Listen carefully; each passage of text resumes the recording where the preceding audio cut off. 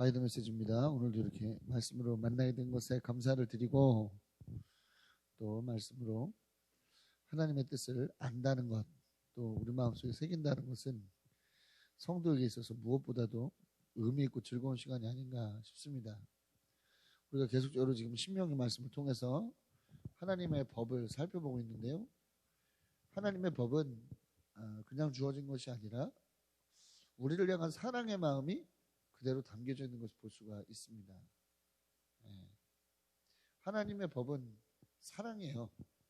그러니까 우리가 이것을 우리를 얽매고 우리를 힘들게 하는 그런 어떤 법이라고 보면 또 그럴 수 있지만, 여기서 하나님의 사랑의 마음을 발견할 수 있다면 하나님께서 정말 이렇게까지 세밀하게 우리를 살펴주시고 생각하시고 사랑하셨구나 라고 하는 것들을 알게 되고요. 또 이 시대가 말하는 인권과 이 시대가 말하는 법의 정의가 정말 하나님으로부터 비롯됐구나라는 것을 또 깨닫게 되겠습니다. 아무튼 말씀으로 들어가 보죠. 말씀을 통해서 하나님의 온전한 은혜를 경험하도록 하겠습니다. 첫 번째 단락입니다. 1에서 3절입니다. 1에서 3절 법집행입니다. 법집행. 자, 재판에 대한 말씀을 하고 있어요. 재판이라고 하는 것이 법을 집행하는 데 있어서 최종적인 단계 아니겠습니까? 어떤 법을 적용해서 얼마만큼의 또 벌을 가할 것인가. 그 이전에 정말로 이 사람이 이 법에 따른 이 법을 어긴 것이냐 아닌 것이냐 결정하는 것이 바로 재판 아니겠습니까? 하나님은 이 재판이 공정해야 된다라고 말씀합니다. 유죄면 유죄로, 무죄면 무죄로 합당하게 판결해야 된다라고 말씀하고 있는 거죠. 굉장히 상식적인 말씀이 아니겠습니까? 굉장히 상식적인 말씀인데, 이 시대도 유죄를 받아야 될 사람이 무죄를 받고 또 무죄를 받아야 될 사람이 유죄를 받아야 되는 경우도 많습니다. 또 뭐예요? 돈 있는 사람은 어떻게 됩니까? 받아야 될 벌도 조금 받고, 돈 없는 사람들은 받아야 될 벌을 또 더 심하게 받는 그런 경우를 우리가 많이 볼 수 있잖아요. 그래서 이 재판의 공정함이라고 하는 것이 얼마나 더더군다나 좀 사회적 약자에 위치한 사람일수록 얼마나 더 중요한 것인가를 우리는 잘 알고 있습니다. 하나님은 재판을 공정하게 처리하라, 하나님의 말씀으로 이렇게 정하심으로써 뭐죠 이게? 재산의 유무와 상관없이, 권력의 유무와 상관없이 모든 사람이 하나님 앞에서 평등하고 공평하다는 그러한 사실을 분명하게 하고 계신 것을 볼 수가 있습니다. 힘의 논리에 의해서가 아니라 하나님의 법의 논리로, 이건 현대 사회에서도 추구하는 부분 아니겠냐 이 말이죠. 당시의 고대 사회의 기준으로 볼 때는 굉장히 획기적인 그런 말씀이 아닐 수가 없는 것입니다. 그러니까 법의 집행에 있어서도 마찬가지죠. 유죄 판결을 받은 자가 태형을 당해야 됐을 때, 이거 태형이라고 하는 것은 고대 흔한 벌칙이기 때문에 지금 이 시대 관점에서 어떻게 저렇게 사람을 때리는 미개함이 있을 수 있어 할 필요는 없습니다. 지금도 동남아 일부에서는 태형을 실시하죠. 이게 범죄 억제 효과가 엄청나다 그래요. 지금도. 태형 너무 아파서 태형을 몇 대 때리진 않는데 기계로 때린대요. 기계로 일정한 속도와 일정한 파워로 때린답니다. 근데 이게 너무 아파가지고, 근데 10대를 맞는다고 하면 한 대 때리고 혹은 2대 때리고 시간을 오래 뒀다가 또 불러서 때린대요. 그러니까 한두 대 맞은 게 너무 아프니까 태형을 받으러 오라고 통보를 받으면 그 순간부터 너무너무 두려워진다 그래요. 처벌의 효과도, 범죄 예방의 효과도 엄청나다고 합니다. 아무튼 고대 사회에 있었던 이 흔한 형벌 중에 하나가 태형이죠. 태형. 근데 태형도 몇 대를 넘기면 안 된다? 40대를 넘기면 안 된다고 말씀하고 있어요. 왜? 이건 생명의 기준이니까 40대를 기준으로 한다고 합니다. 40대를 넘으면 사람이 죽는다 그래요. 죽을 확률이 급격히 높아진다 그래요. 그러니까 뭐 하라? 40을 넘기지 않도록 하라는 것은 벌로 인해서 사람이 죽을 수 있도록 과한 형벌을 내리지는 말라는 말씀을 하고 있는 것이죠. 네, 물론 율법에서는 어느 법 못지않게 사형에 대한 강력한 그런 어떤 규정이 있지만 뭐 사형에 처할 죄를 지었다면 사형을 해야 되는 것이고, 하지만 뭐다? 그러니까 죄의 크기에 맞는 매치가 되는 합당한 그런 벌을 줘야지, 사소한 죄를 지었는데 과한 벌을 매겨가지고 사람의 생명을 빼앗는 일은 하지 말라 말하고 있는 겁니다. 그렇죠? 그래서 이렇게 말하는 거예요. 당신들의 결례가 당신들 앞에서 천히 여김을 받지 말라. 그렇죠? 천하다는 것은 가볍다는 것을 말하거든요. 형제를 가볍게 보지 마라. 그러니까 인간의 존엄성, 형제의 존엄성을 파괴하지 말라, 이런 말을 하고 있는 겁니다.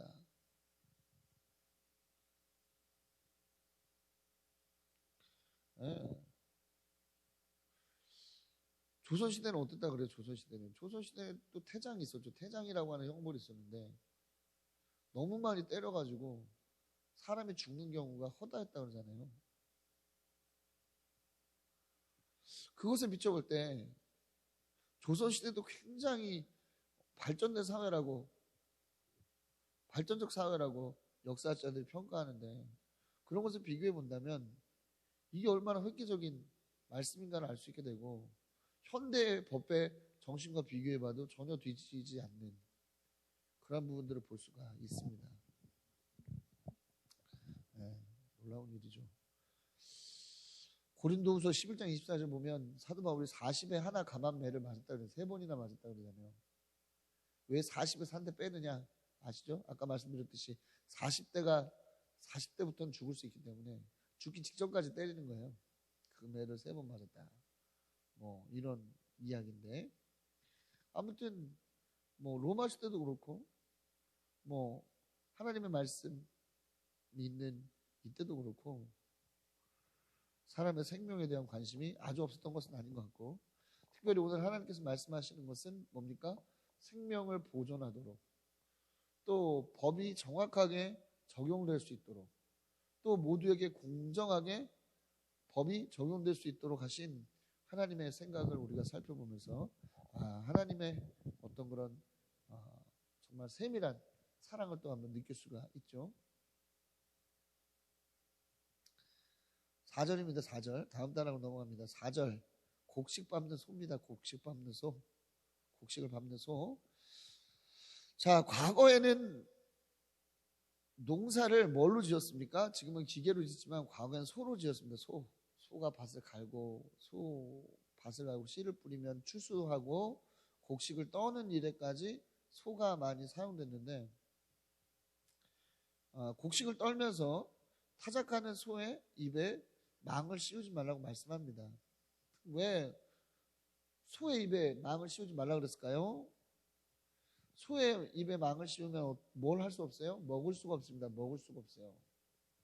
소도 움직이면 얼마나 배고프겠어. 일하면. 이게 뭡니까? 소가 취할 수 있는 노동의 대가를 인정해 주라는 얘기입니다. 근데 망을 씌워버리는 이유가 뭐예요? 소가 먹는 곡식이 아깝다 이거지. 소가 먹는 곡식. 소가 먹는 곡식을 하나라도 더 가지려는 인간의 욕심이 발동하기 때문입니다. 근데 하나님은 그러한 욕심을 버리고 소가 누려야 될 대가를 인정해줘라, 이 얘기를 하고 있는 겁니다.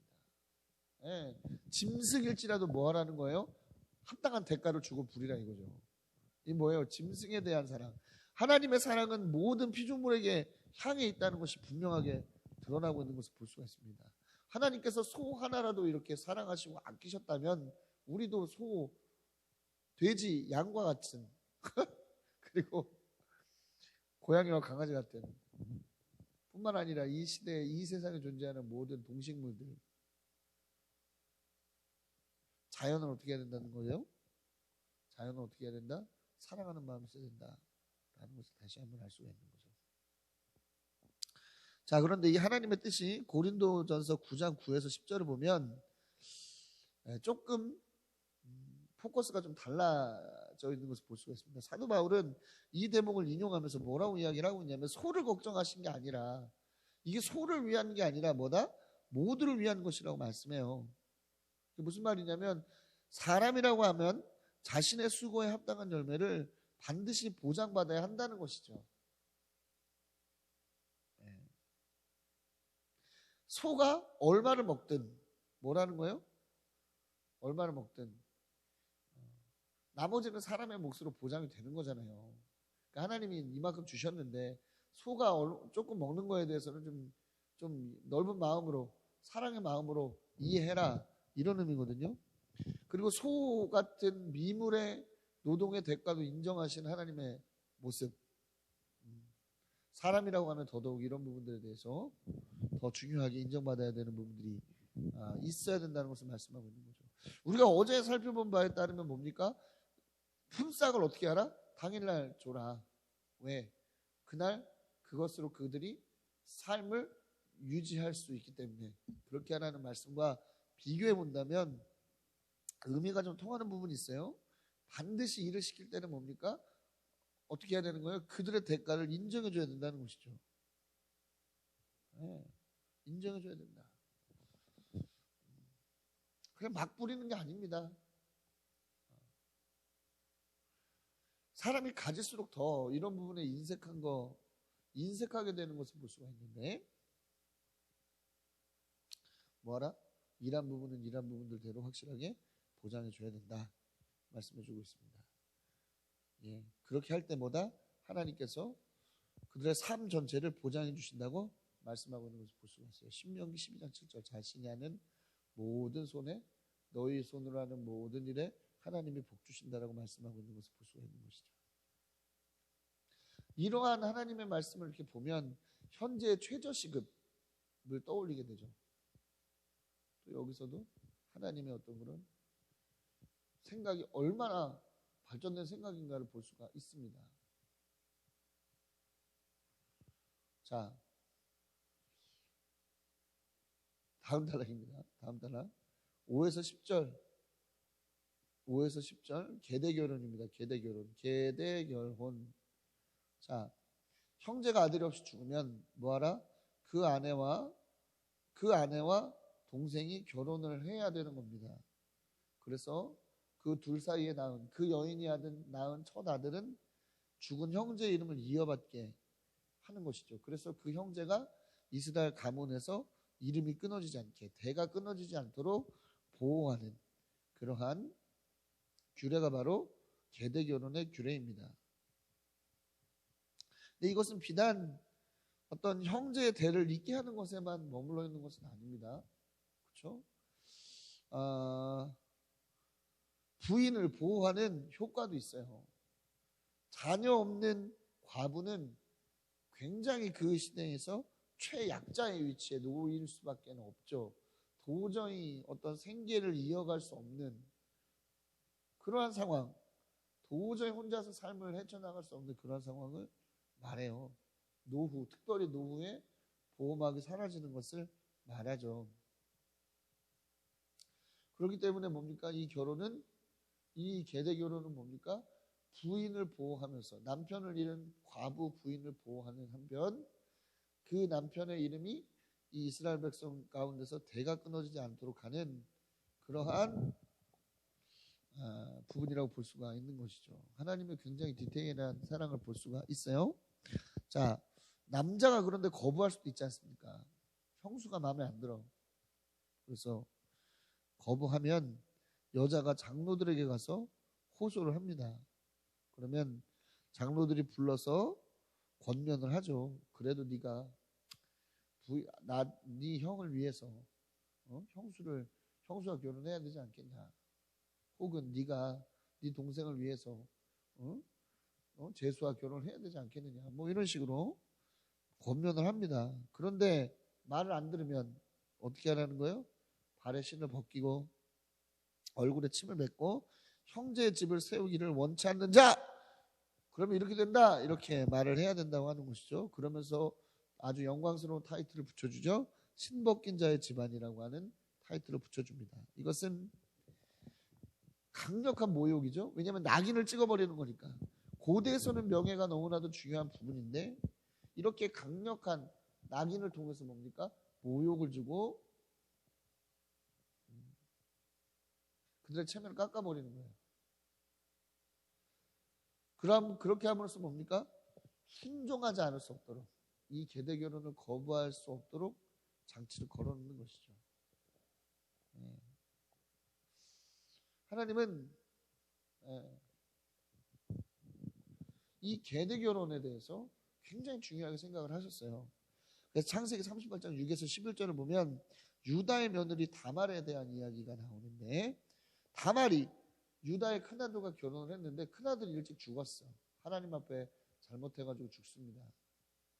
그래서 그 동생 오난이 그런 어떤 다말을 계대 결혼으로 아내를 만는데 형제의 집을 세워주기 싫어해서 형제의 집을 세워주기 싫어해가지고 어떡합니까? 바닥에다 설정을 합니다. 바닥에다 설정을 합니다. 그걸 보고 하나님은 어떻게 생각해요? 가증스러운 짓이다 해서 그 오난도 죽여버리죠.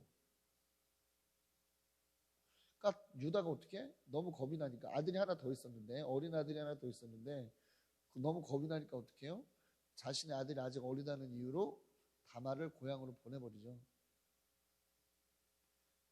그리고 나서 그 셋째 아들이 다 장성했음에도 불구하고 자기 며느리를 불러서 그와 결혼시키지 않습니다. 그러니까 이 다말이 어떤 꾀를 써요?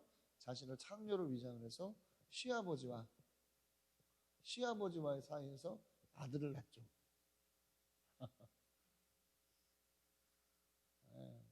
그런데 유다가 네가 옳고 내가 틀렸다 말을 합니다. 왜? 그가 하나님의 정하신 법을 어겼기 때문에. 그만큼 하나님은 어떻게 하고 계신 거예요? 이 부분에 대해서 굉장히 가증스러워 하시는 것을 볼 수가 있습니다. 이것은 뭐예요? 형제 사랑과 또 이웃 사랑과 또 약자를 보호하시는 하나님의 그런 어떤 사랑과 정면으로 위배되기 때문에 그렇습니다. 우리는 이러한 하나님의 마음을 좀 알아야 됩니다. 그래서 적극적인 사랑 보여야 되겠죠. 지금 이 시대에 계대결혼 풍습이 남아있진 않잖아요. 그만큼 여성 인권이 발전을 했고 또 우리가 예수님이 오신 이후로 어떤 그런 혈통 중심이 무너진 사회를 살고 있기 때문에 지금은 그렇지 않습니다만 어떤 걸 봐야 되는 거예요? 이 속에 들어있는 사랑의 정신을 우리는 봐야 한다는 것이죠. 하나님의 사랑은 뭐예요? 그러니까 하나님의 말씀을 따른다는 것은 뭡니까? 시대와 세대와 상관없이 하나님의 사랑이 온전히 드러나는 그런 일이라는 것을 우리가 알 수가 있죠. 다음 단락으로 또 바로 넘어갑니다. 단락이 많아가지고 계속 이렇게 넘어가는 거예요. 11에서 16절 손입니다. 손. 자, 두 남자가 싸울 때 한쪽 남자의 아내가 남편을 도울 생각으로 상대 남자의 음경을 잡으면 손을 잘르라고 말해요. 조금의 동정도 가지지 말라. 조금의 동정심도 가지지 말라고 말씀합니다. 이게 어떻게 보면 좀 이해할 수 없는 부분일 수도 있습니다. 왜냐하면 남편을 돕자고 한 거잖아. 그렇죠? 그리고 여자가 힘이 없으니까, 그렇죠? 남자의 가장 약한 부분을 건드림으로써 일단 남편을 살려야겠다라고 하는 생각. 그런데 하나님께서는 뭘 말씀하고 있는 거예요? 그런 생각 자체가 문제다라고 말씀하고 있는 거죠. 왜? 음란은 생식과 관계가 있고 또 심각하면 생명에도 지장을 초래합니다. 그렇기 때문에 손을 자르는 극단적인 처방으로 이러한 부분들을 하지 못하도록 만드신 겁니다. 당시에는 고대에서는 뭐가 있어요? 함무라비 법전만 봐도 그렇잖아요. 눈은 눈으로, 이는 이로 갚는다. 상해복수의 어떤 그런 전통이 있는데, 상해복수의 어떤 그런 규례가 있는데, 이것을 방종하지 못하도록 억제하는 그런 의미가 있는 것이죠. 자, 현대의 법도 보면 뭡니까? 정당방위라 하더라도 아무리 정당방위라고 하더라도 그 정당방위의 범위가 설정되어 있습니다. 그것을 넘어가면 정당방위로 보지 않아요. 물론 우리나라는 너무 그것을 아주 국소로 보기 때문에 너무 좁은 의미로 보기 때문에 문제이기도 합니다만은 이것도 어떤 정신이냐면 바로 이 정신이에요. 자기를 방어한다는 이유로 상대방을 해서는 안 되기 때문에 그렇다는 것이죠. 우리는 그렇습니다. 남에게 받은 어떤 그런 상처는 작은데 어떻게든 그에게 내가 받은 상처를 돌려주겠다. 내가 받은 상처보다 더 큰 상처를 안겨주겠다 하는 마음으로 상대방을 대할 때가 있죠. 이러한 마음을 어떻게 하라? 잘라버리라는 하나님의 뜻으로 받아들이면 좋겠습니다. 자, 다음 단락입니다. 13에서 10. 저울추입니다. 저울추. 자, 주머니에 크고 작은 다른 저울추 2개가 있어서는 안 된다. 다른 돼 포함해서 다른 추나 되가 있어서는 안 된다 말씀하고 있어요.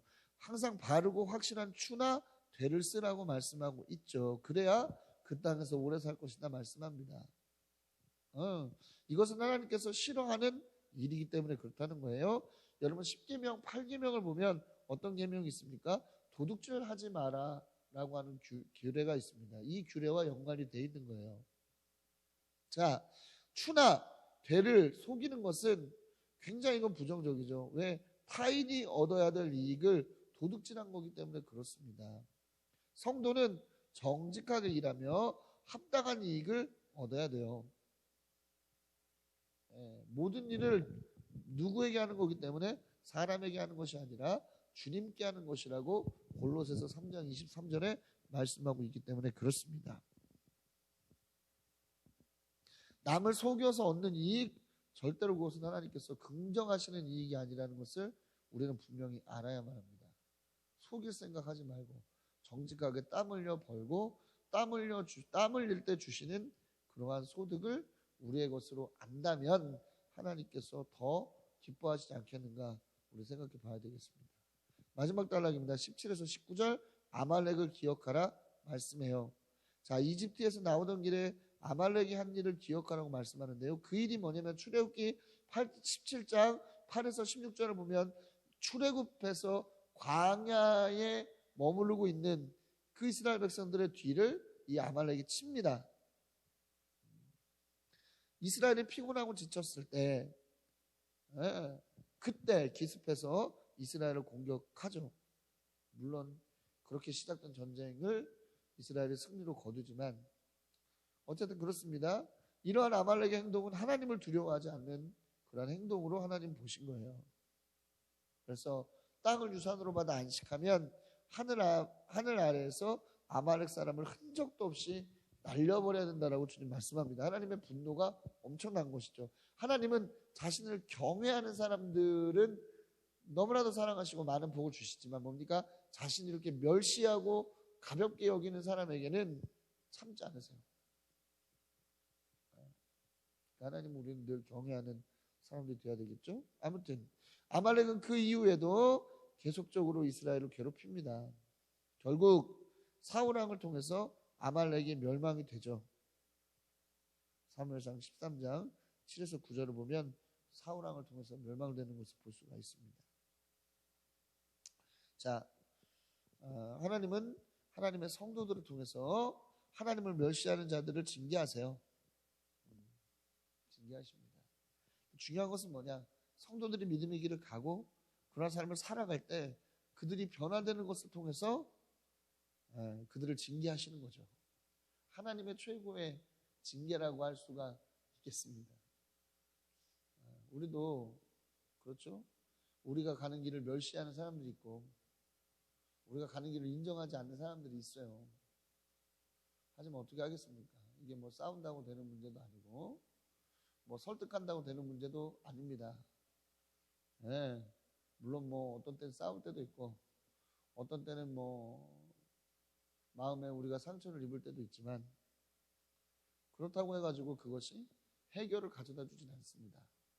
어떤 때 해결을 가져다 주는 거예요? 뭐 그런 일이 있어도 금방 툭툭 털어버리고 우리는 그냥 우리가 가던 믿음의 길을 가는 것입니다. 하나님께서 주신 비전의 땅을 향해서 서슴없이 가는 거예요. 그렇게 하다 보면 그들도 결국 알게 됩니다. 아, 정말 하나님 살아계시고, 저 녀석이 가는 길이, 또 저 친구가 가는 길이 하나님께서 가는 길이었구나. 하나님께서 또 인도하는 길을 가는 거였구나 라고 하는 것을 알게 되고 그들도 변화되게 되죠. 그것이 바로 진정한 보복입니다. 그것이 바로 진정한 복수라는 거예요. 그런 사랑의 복수를 경험하는 여러분들 되시기를 그리스도 이름으로 강력히 축원합니다. 자, 오늘은 말씀을 통해서 하나님께서 이스라엘 백성들에게 주신 그런 사랑, 얼마나 디테일한 것인가, 그것이 얼마나 획기적인 것이고 얼마나 놀라운 것인가를 생각해 보았습니다. 하나님의 어떤 그런 사랑의 법은 이렇게 세대와 시대를 초월해요. 그렇기 때문에 우리는 오늘도 하나님의 법을 따라 사는 사람들이 되어야만 하겠습니다. 바라기는 이러한 은혜를 경험하는 저 여러분 되시기를 그리스도 이름으로 강력히 축원합니다.